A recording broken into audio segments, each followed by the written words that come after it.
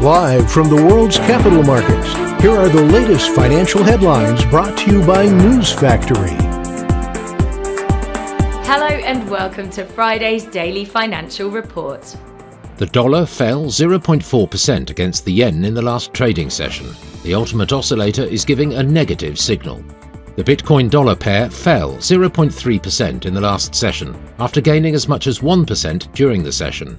The CCI is giving a positive signal. The gold-dollar pair saw a minor rise of 0.1% in the last session. The stochastic RSI is giving a negative signal.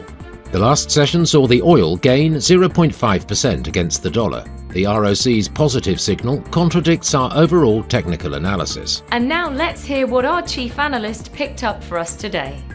China reported a record high number of COVID-19 infections, with cities nationwide imposing localized lockdowns and other curbs that are darkening the outlook for the world's second largest economy. Binance is targeting $1 billion or more for a previously announced recovery fund to buy distressed crypto assets, CEO Changpeng CZ Zhao said in an interview. The fallout of FTX's bankruptcy has been felt deeply across the entire industry, leading to other companies like lender BlockFi reportedly preparing for bankruptcy.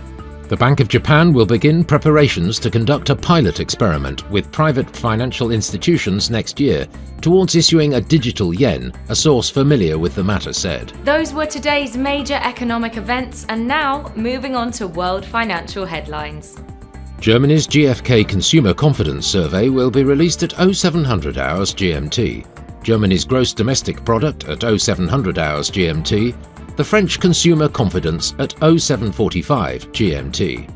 Italy's business confidence will be released at 0900 hours GMT, Singapore's industrial production at 0500 hours GMT, Japan's jobs applicants ratio at 2330 GMT. We hope that you've enjoyed Friday's market outlook.